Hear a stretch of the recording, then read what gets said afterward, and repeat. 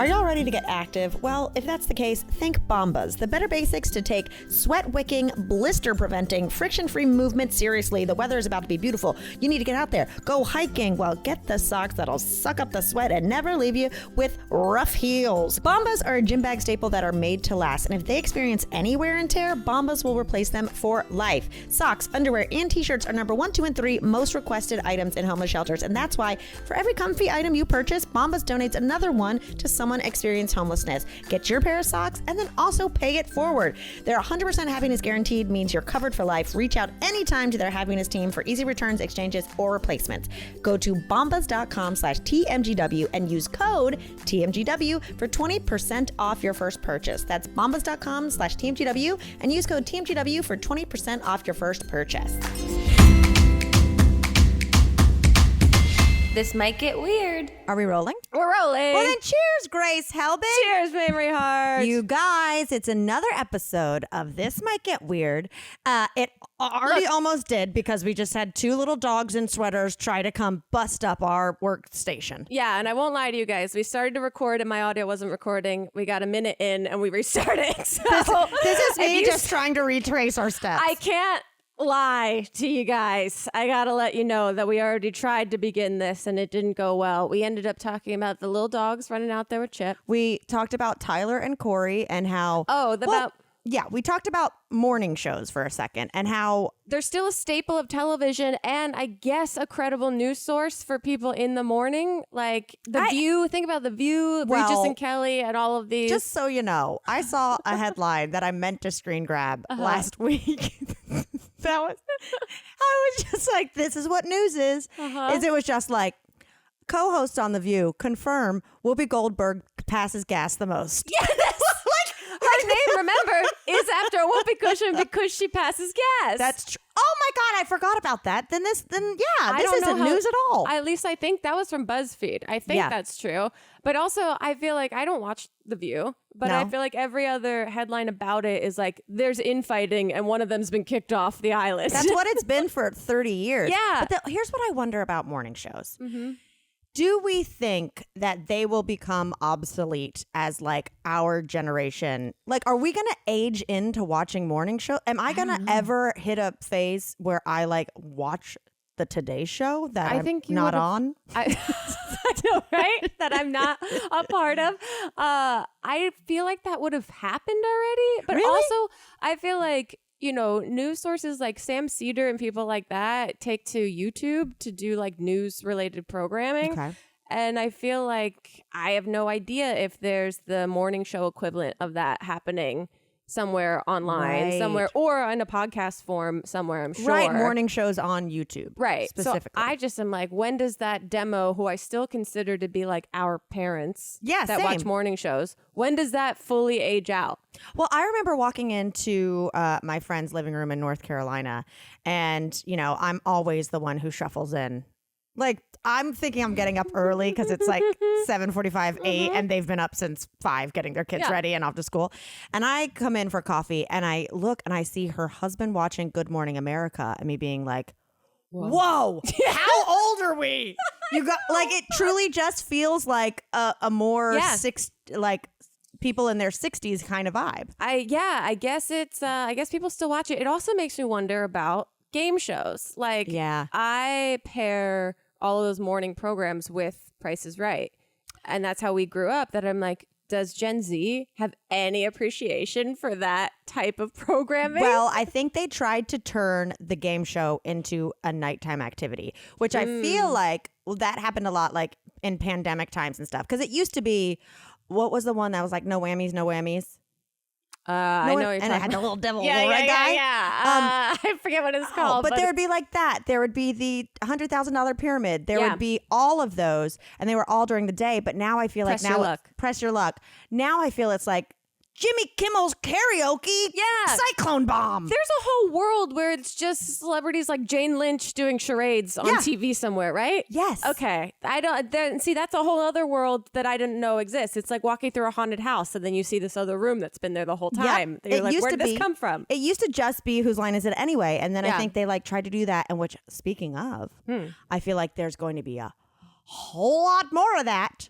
What? of these kind of like, let's just take a YouTube challenge and turn it into a TV show because of the writer's strike. Yeah. Do you want to explain or talk about that at all? I mean, because it affects you. I'm not in the guild, so I'm a guild member. I got to pick it. I'm nervous to pick it. You have to pick it. You have to pick it.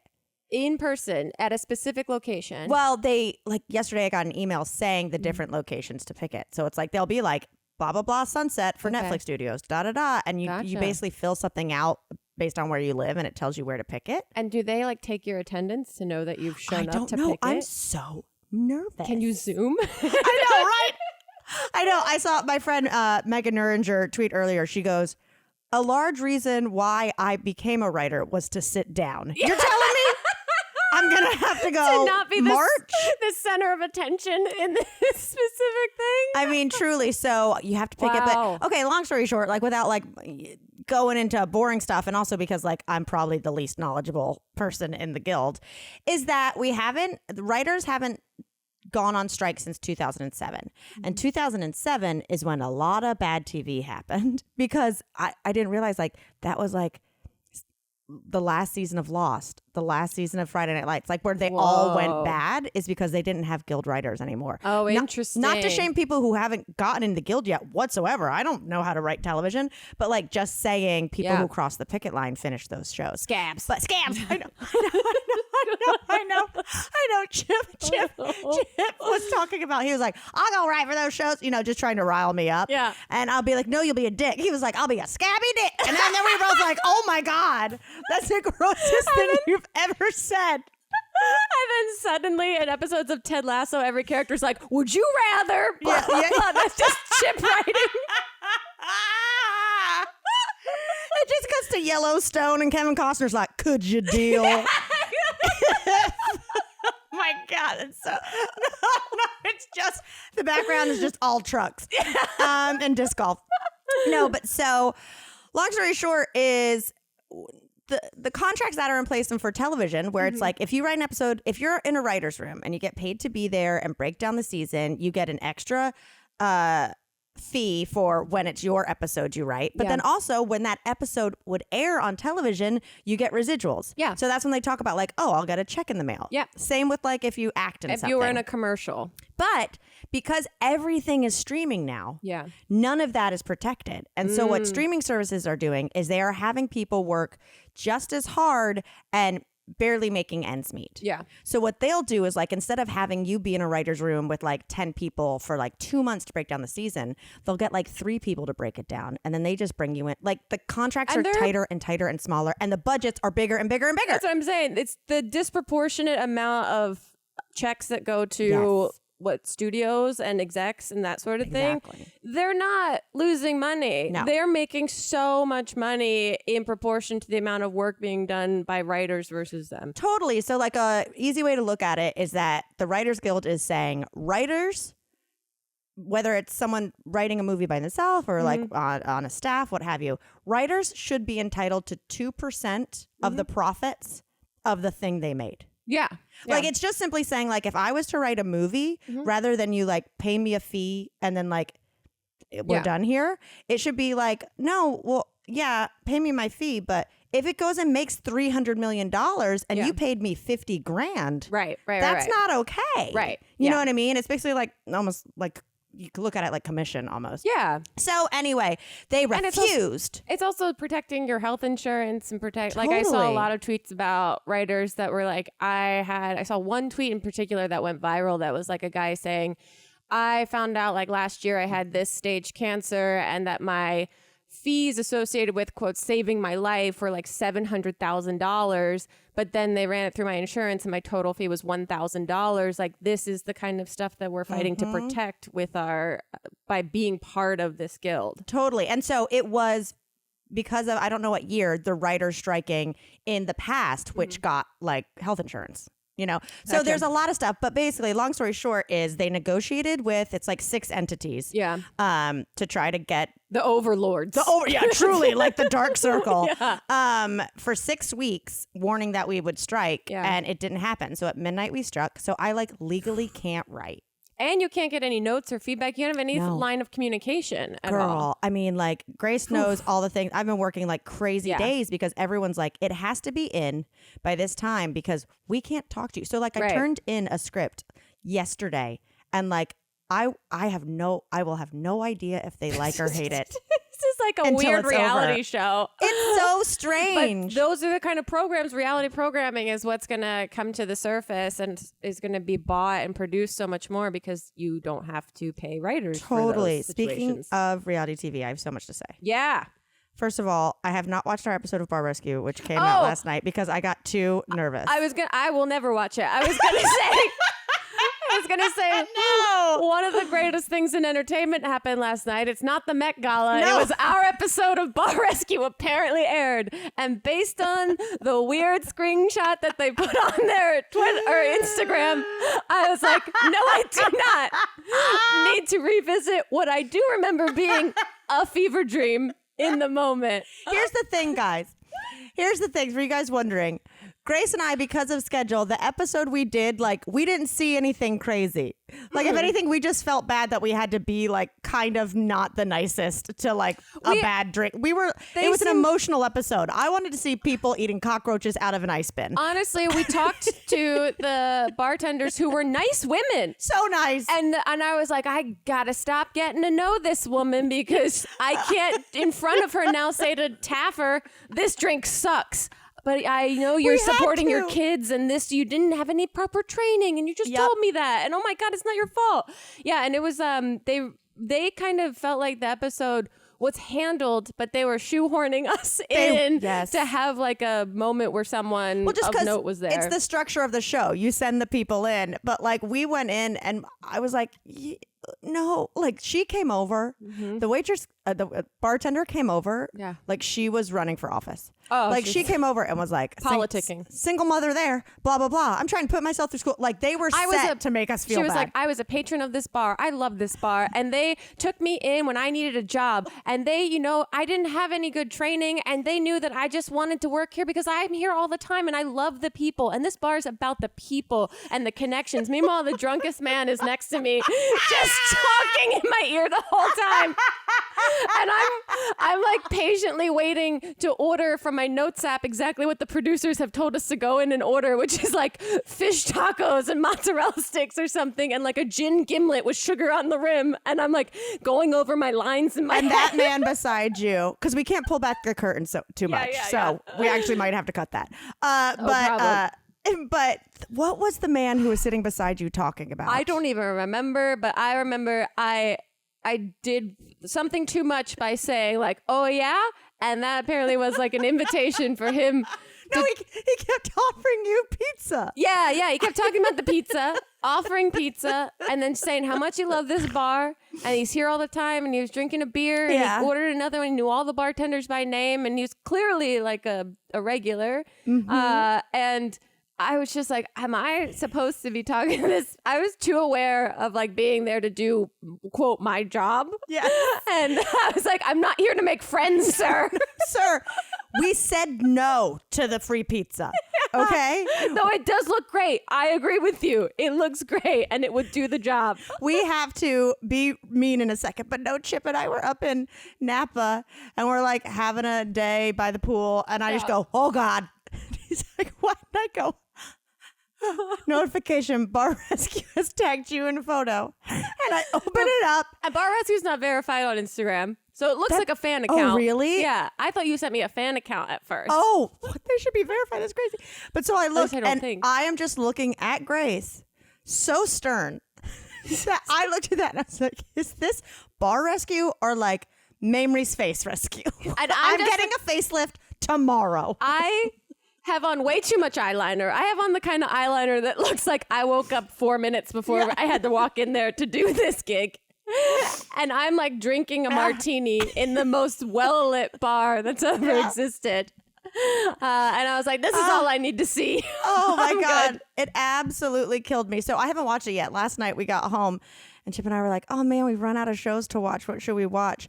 And he was like, we could watch your app. I was like, no. I was like, I have to watch it in private. Yep. Absolutely. But so if you want to check that out. For those that have been asking, 'cause we do occasionally, when I ask for topics to talk about every week, there's usually one or two people that are like, when's your bar rescue episode coming out? Oh, man. It's there. Did you just make a big fluffy stack of pancakes and realized, oh crap, I don't have syrup? Or brewed that sweet mother's milk coffee in the morning and you don't have your creamer? You don't want to go all the way to the store for one ingredient? Well, with DoorDash grocery delivery, you can get what you want right when you need it. We have all used DoorDash, okay? DoorDash has literally saved my life on more than one occasion by ordering takeout food from their restaurants and getting it delivered. Well, now it's doing the same thing, but with groceries, y'all. And with thousands of grocery stores to choose from, you're going to find the best fit in your neighborhood and boost your local economy with each and every order, okay? Maybe you just want your regular favorite grocery store. Maybe you need a little fancy ingredients and you're going to go to a higher-end organic one. Whatever it is, you're going to get exactly what you ordered and they're going to make it right. So sit back and enjoy quality groceries just like you picked them for yourself. And if you want even more value, you can save on all your grocery and favorite restaurants with a $0 delivery fee on all eligible orders with a Dash Pass membership. With easy substitutions right in the app and the best in-class customer support, DoorDash delivers groceries exactly how you want. And honestly, the substitution stuff is the best because I have ordered from grocery stores before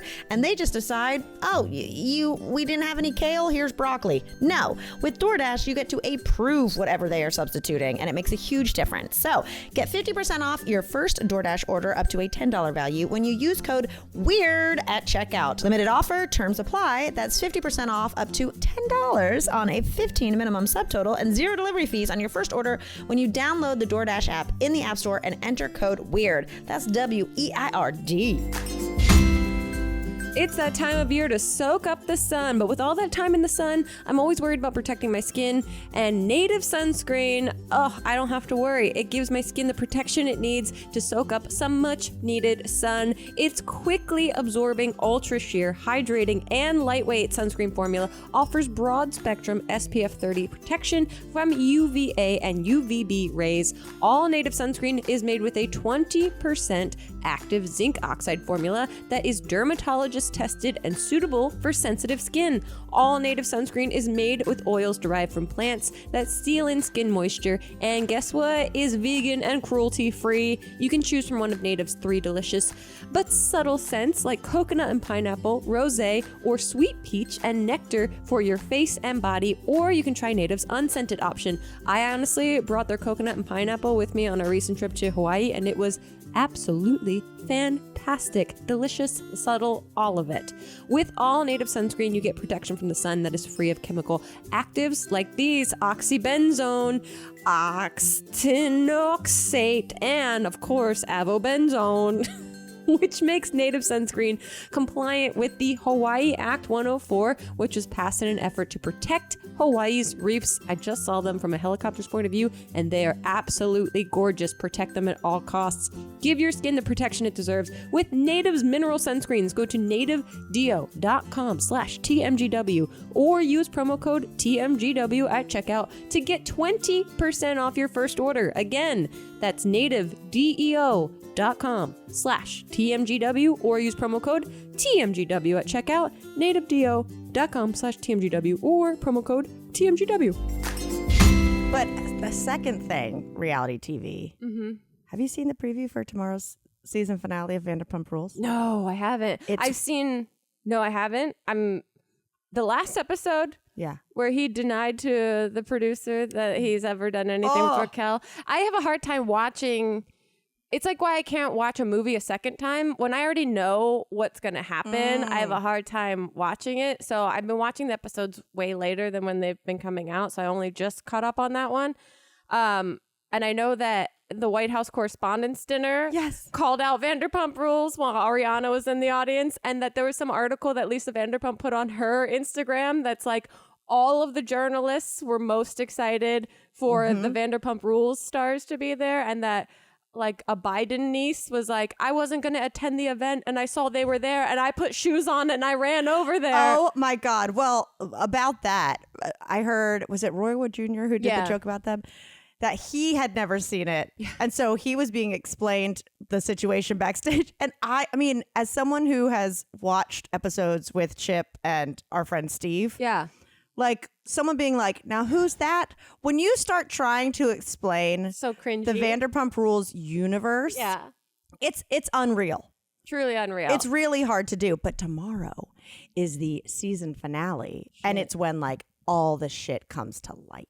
Yeah, that's what I want to see. That's what I want to get come into. Over. The fact that I might. The fact that what's his face? James's new girlfriend dropped the red herring or something? Is it? I never use it right. Canary in a coal mine. What's the one that's like which bird tells you? And then, I did see the preview that Ken comes in, just wanders in, gives an extremely specific fact out of nowhere that no one was talking about, and then just wanders out of the shuffles kitchen. in like Ozzy Osbourne, and it's just like, can you believe that Raquel spent the night at Tom Sandoval's house when Ariana was not there, and they got in the jacuzzi.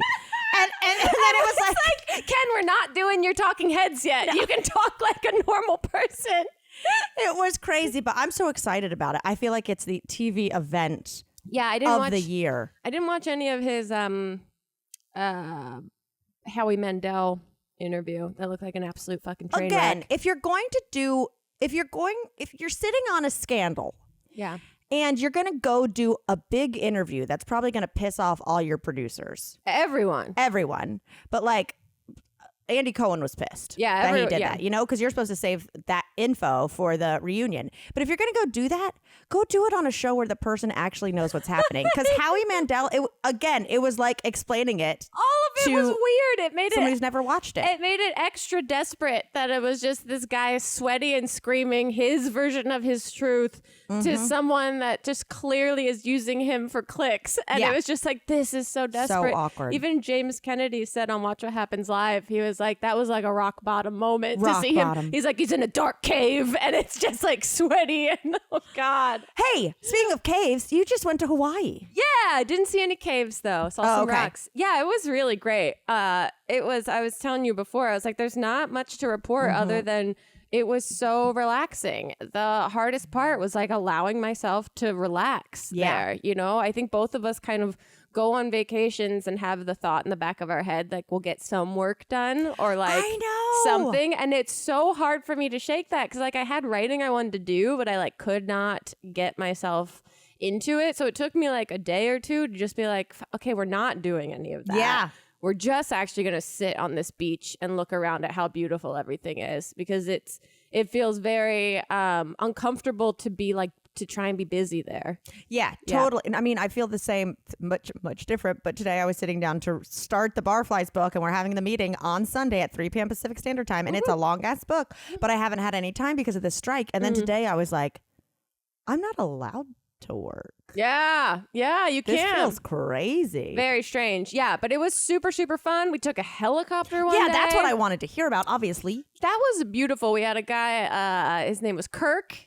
Captain Kirk, he said, within 30 seconds. She just did the hand sign, I did y'all. the hand sign. He did the hand sign. It was us and 3 other people in the helicopter. It was like 45 minutes. I forgot how awesome helicopters are because we only did that one at the Grand Canyon for Hey USA. I didn't even like let myself really think about this. And then we get up in the helicopter at like 10:30 in the morning. I'm just like, this is fucking amazing. And then this guy he's telling us, he's taking us on a tour. It was a different tour than what we were supposed to do because the clouds were so low and they couldn't fly directly into them. And he takes us to this other island that's adjacent to Maui and it's like extremely private. It's just this one like native group of like maybe 6,000 in total people that live there. Wow. And to be part of that group, you have to work like as a collective and they'll kick you out if you're selfish. He told this whole narrative. He's got all of our names on a piece of paper next to him. He's doing jokes using our names. He's calling out Grace. You told me to drop Elliot off right here. Remember we talked about it? I was like, he's going for the couples secretly hate each other joke. Can't deny him, Captain Kirk. And then when we didn't buy this, but when you get off the helicopter, they advertise that you can buy the video because there's 2 cameras in the helicopter and then there's cameras on the outside. The whole time that he's narrating, he's changing the camera angles. So he's making a video that you could buy of that 45-minute experience. Are any of the angles on you? Supposedly, I didn't even look at it because we got done and I was so hungry afterwards. And I was like, cool, we want this photo. Bye. What's his Venmo? Okay, I'll tip him. He told this whole monologue about his story of being there 30 years ago for some piloting job and then staying because the mana of the island called to him and he met this like old elder. I don't know how true it was, but he told it, honestly, very professionally. He told it like it was his first time telling this heartfelt monologue. And then he tried to show us a rainbow in a cloud that wasn't there. And I was like, I'm getting dizzy, Kurt. We gotta stop circling this cloud. But I couldn't believe that he was like making a whole video in real time. Talk with about everything. multitasking. Truly. And we got off the off the helicopter, and Elevator to heaven. Elliot was like, I bet Kirk gets so much pussy on this really? island. Oh yeah, he was probably late 60s. So he's like I was like, this guy, yeah, for Kurt sure. Russell. Yeah. He's like the Kurt Russell. He probably lives with roommates still and just chills. Ooh. Yeah, he seemed very much like he figured it out.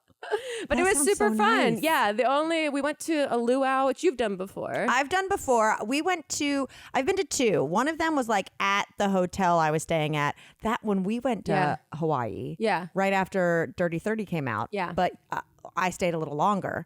And it was like cute and fun. And then Chip and I went to one that you took an Uber to, and it was off premises. Mm-hmm. So it was like bigger, and it just felt a little, I mean, we stayed the whole time and it was beautiful and gorgeous, but it felt a little bit like, okay, I can't eat a lot of Hawaiian food. Yeah. So Lots of meat. after I had, plenty of starches and like 5 Mai Tais, I was like, well, I'm going to throw up. Yeah. It was like there was an open bar for the first 2 hours. I didn't realize, one, it was like a 3-hour event. Mm-hmm. And 2, I didn't even put together that, oh shit, we're going to be sitting at a table with other people. Oh, okay. God. And we got a little high before we went, and it was fun. And we were like, it's our last night. We're going to be a little social. But we ended up at a table with a family of one of the guys that was a server at the event. So Lord. They were so sweet, and they seemed totally fine with us just giggling to each other quietly the whole time. They were so sweet. And we got extra dessert because I was like, we are at the right table. This is fantastic. Now, were they like giving him a hard time? Because I mean, his name was Benji. And they were all super sweet. He was an older guy, and the woman was like, that's my nephew. I was like, oh my God, this is so sweet. Also, I'm a little too high to be talking to sober adults. Some of them were drinking the frozen drinks and some weren't. And I was like, so I was like, okay, Elliot's more gone than I am. So I am the speaker of the house for us right now. But it was, they ended up having to move quicker through the event because they thought it was going to rain, which worked in our favor. Like drop full numbers or make the numbers faster? They were like, we're going to start everyone's going to eat. We're dropping dessert now. Wow. And now we're getting the dancers on stage. And then the dancers happened. They were great. I want to know everything. Obviously, I want a reality show about this troupe of dancers and how this all came to be. The host of the event had the most calming, soothing voice I've ever heard of a host. That sounds like just like a Disney narrator the whole time. Mm-hmm. Didn't flub a line once. You felt safe in his hands as a host. He's done it every single night for 15 years. Right. That I was like, this guy, even if he's not here mentally, he is doing a fantastic job. Totally. Love this. I could listen to him talk the whole night. And then they have the female dancers, the male dancers. They're going through dances of all of the Polynesian islands. And the women, at one point, I was like, uh-oh. We're at a Magic Mike show now. Yes. There were 2 old women on opposite sides of us that suddenly turned a corner, and both of them were just whooping so loud, specifically and only for the male performers, because they would break up the dances. They would do costume changes. Yeah. There was one point where the male dancers, there's 3 of them on stage, and they're dancing and they're getting the crowd involved, and then they like stop for the crowd to like, cheer to get them to dance again. And the woman, they stopped for a second, and the woman, who looks like could be any of our aunts, was just like, you can't stop now! Screams. I've already made eye contact with me. I've made eye contact with her daughter, who's probably our age or older, who's filming her mom, screaming because her mom just kept going, whoop! Whoop! Through the whole thing, because they make like different traditional sounds through the songs themselves, and she was just mimicking, I don't even think without like realizing it. And then They stop. She screams, "You can't stop now." Another woman on the other side of me goes, "Come on, sexy." Stop it. And there's children everywhere. Everywhere. Elliot and I just like both grip down and I'm just shoving coconut cake into my mouth. Just being like, oh God. But this is what they've asked for because they said the more noise you make, the better they dance is like the through line they kept saying. They just expect you to scream for 3 hours. Oh my God. This woman to my right kept screaming to the point I look over. Her husband walks up, goes, whispers something in her ear, and then leaves the table. And I'm like, oh shit, it just got dramatic over there. And then you've been to 2 performances in a row, like a week apart, where a husband gets mad at wasn't there someone? That was at Cirque? Before in Vegas, but I've seen 2 performances now where women do unexpected things. Lose their mind. And Elliot and I are left just holding hands tighter than we were before. No, but I've been to luau's. Like, I know what you're saying is you watch it and everyone's so beautiful. And like, it was insane. Where you go, who's fucking who? Like, right, I want the Vanderpump Rules of that luau. And then it also, I mean, it's just this white woman screaming at these people doing this like educational, culturally important thing. And you're just like, oh man, she's making it gross. This kind of sucks. That part of it's We're like in White gross. Lotus. Yeah, exactly. That part I was like, God, this is tough. I don't know what, but they're making a lot of money off of this. I don't know how to feel. I know.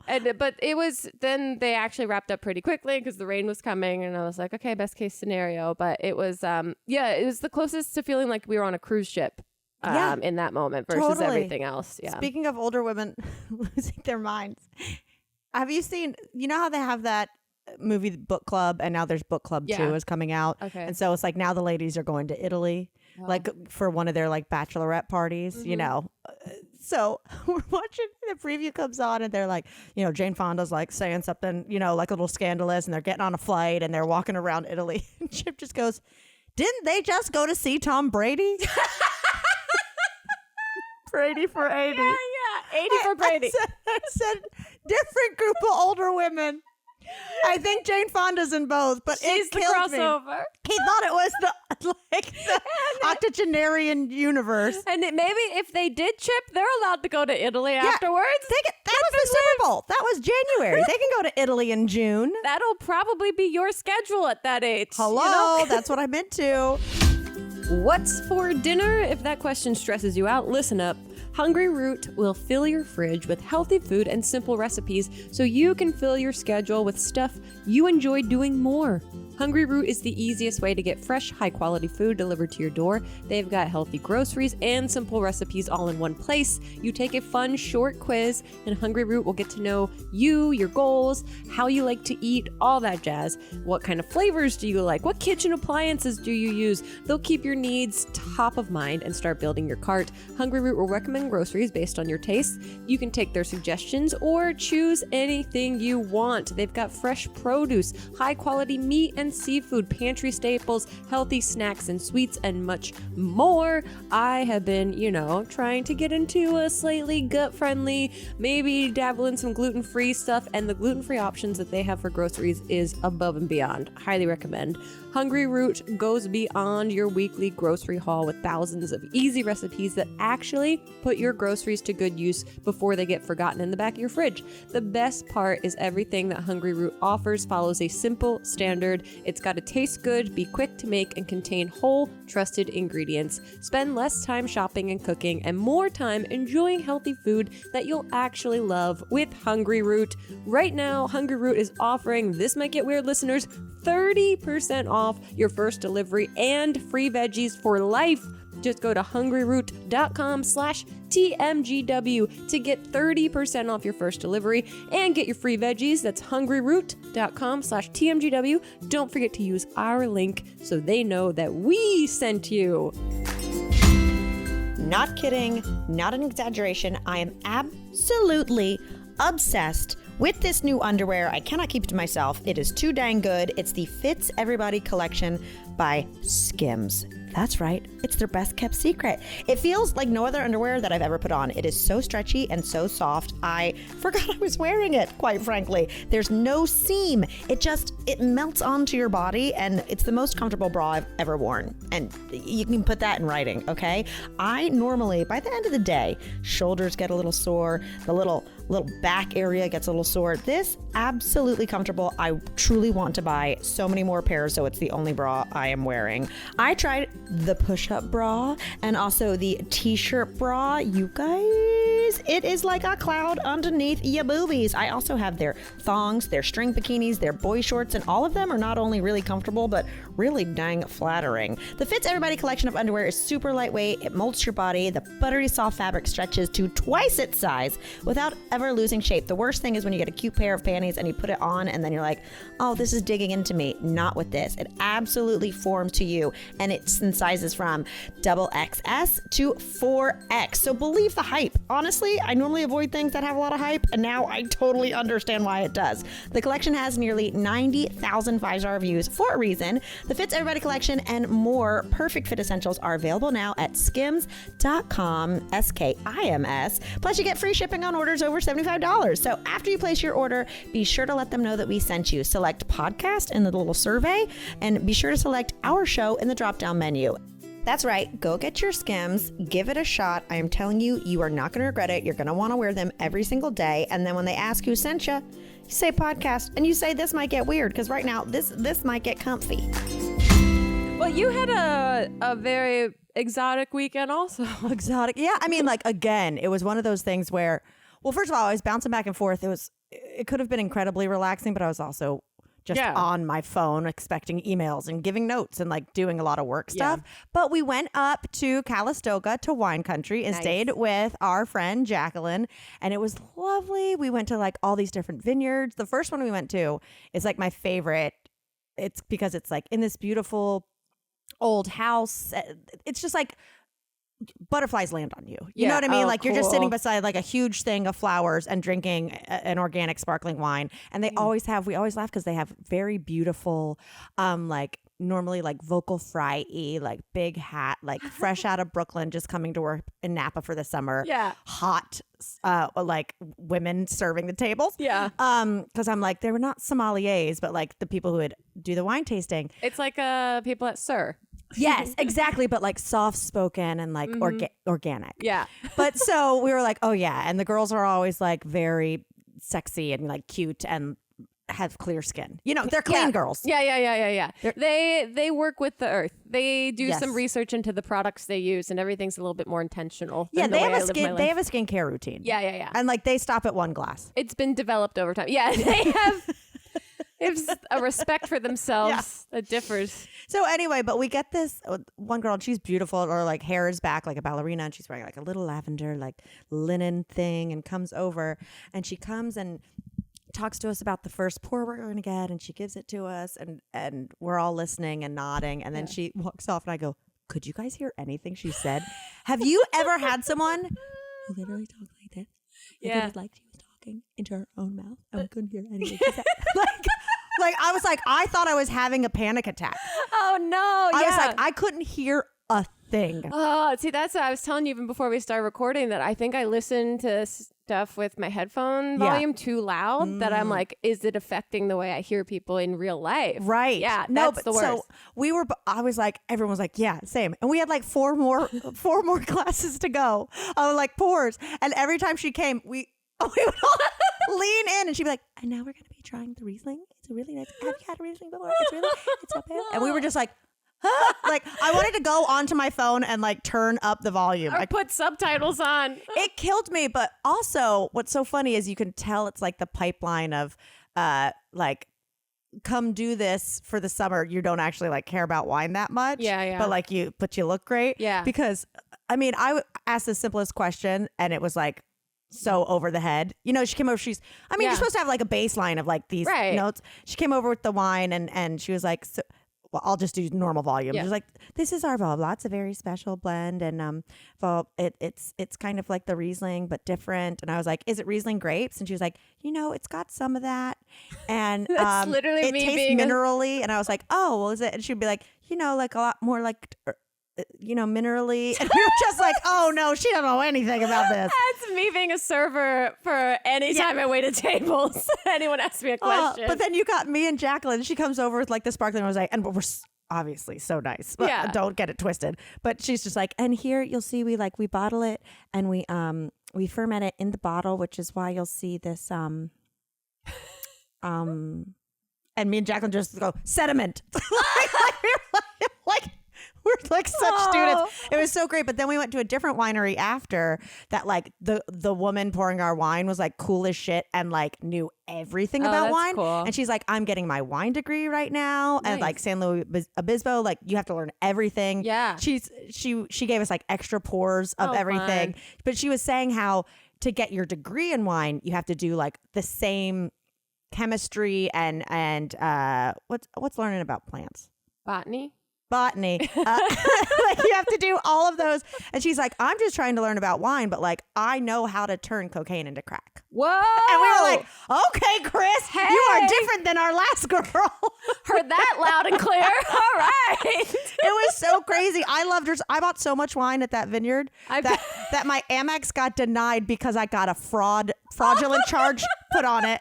And I had to call them and they were like, did you spend at Migration Vineyard? I was like, absolutely. Definitely. And Jacqueline was like, have they not watched what you spend money on Up ever? until now? Like, really? That's what they think is a fraud charge of wine? Wow. So it was a really great day. Getting your degree in wine. I didn't know you could do that. So at San Luis Obispo, which, is a past Santa Barbara, and they make a lot of wine. They're, I think, like the biggest wine program where you literally get a degree to learn how to be a winemaker. Wow. Like the business plans for it, like all the botany and stuff. Like, yeah, it's across the board. That's interesting. But it was cool because she was in level 3 Somm and we were like, we're taking it in July. Ah! And we felt really cool. That's great. It worked. So anyway, it was a great time. How nice. Yeah. I saw your reel of it. It looked very like whimsy weekend. Well, I made the reel. Yeah. Was really proud of it. And then to a different song, and then uploaded it and immediately said audio not available. Why did they do that? Why is it doing that to me? I made the reel twice. You've had some issues on the gram the last week. Hey. Someone wanted to ask me about the photo that you uploaded by accident. No story except I was drinking and cooking. And, I told Elliot, I was like, this has been up for 25 minutes. I think I should let her know. I don't know if she knows about this. I didn't realize right now. It was 25 minutes before I addressed it.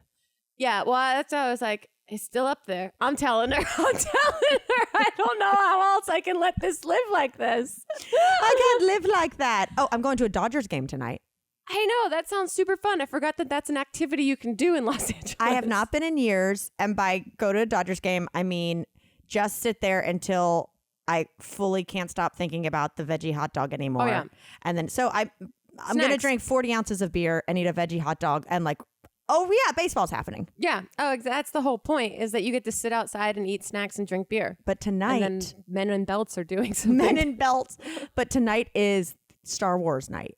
Oh, fun. What does that mean? Can you get dressed up? I think they have like certain merch and stuff, which will be really cute. I think it's because in a couple of days it's May the 4th.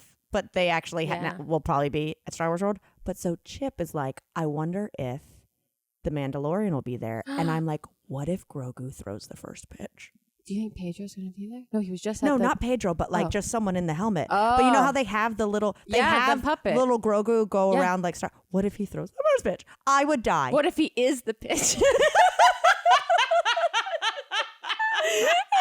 He uses his own force and throws himself to the catcher. Oh my God. I would love that. You got to keep us posted. That's all that matters to me. I'm going for hot dogs and a possible Grogu sighting. And that's about it. That's going to be great. Grogu's going to be there somewhere. If it's Star Wars night, you got to give the people what they want. You got to have a Grogu there. You can't just have like a Grogu shaped cap.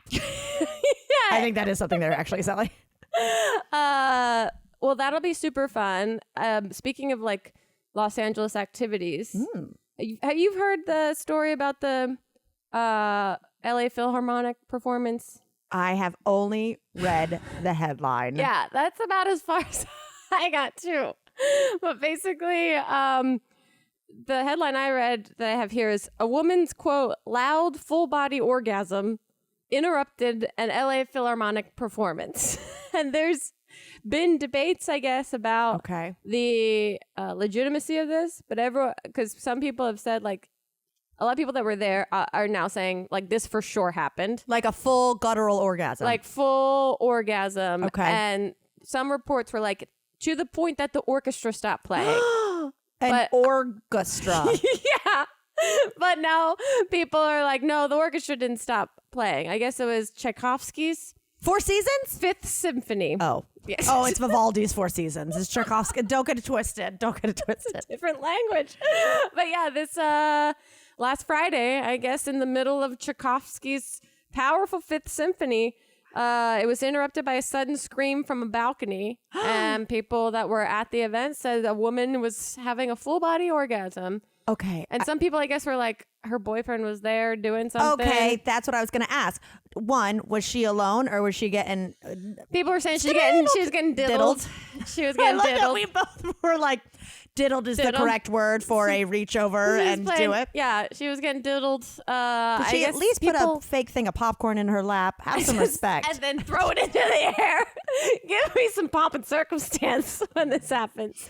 But then some people were saying that, like, it might have just been from the music being so moving. My other follow-up questions were, do we know if she was wearing remote control vibrating panties? That's also a question. That's a possibility. 2, is that like the one seat in the house that you really pick up the vibrations from the music? Because that would like be cool as hell.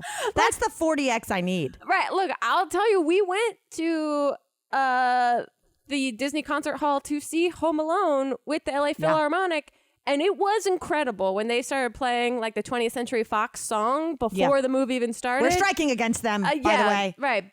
But the musicians were incredible to the point that, you know, I was fixated on them the whole time. And like the beginning of it, it was so powerful and I was not prepared that I was like blown away. So I guess I could see someone being really moved. It just all feels a little bit strange. Maybe... Oh, wow. Maybe she also had like a very personal connection to that Tchaikovsky number and it like really brought her back. But I just got to say, I wish I was there. I was going to say, would you be annoyed? Would you find it funny? I mean, I'd be shocked, but you can't, I guess, get upset. I think I'd be everything but annoyed because, because think about it. It's like, how long does an orgasm last? Like she might have went wild for like 20 seconds. Yeah. You know what I mean? But then you get to tell a story for 20 years. Right. Yeah. I mean, it's pretty incredible. Do we have her name? Did she get escorted out? I don't know because I want to know. She just sit there and smoke a cigarette. I'm not sure. Well, the first tweet came from a journalist named Jocelyn Silver that said, friends who went to the LA Philharmonic last night are reporting that in the middle of the show, some lady had a, all caps, screaming orgasm. I would think she was having a seizure. Yeah, to the point where the whole orchestra stopped playing. Some people really know how to live. Wow. And yeah, there's, I guess someone uploaded audio from this. Where you can hear her screaming. I don't really want to hear that. I don't think to hear speaking like girl goo. This is everyone kind of turned to see what was happening, said another person that was there. I saw the girl after it happened and I assumed that she ... had an orgasm because she was heavily breathing and her partner was smiling and looking at her like in an effort to not shame her. He diddled her. And this person that saw it said, it was quite beautiful. Oh, well, that's lovely. I think she got diddled. I mean, to an orchestra playing Tchaikovsky. I mean, that is beautiful, I guess. You know what? They have to change their slogan now. To what? Come to the Philharmonic.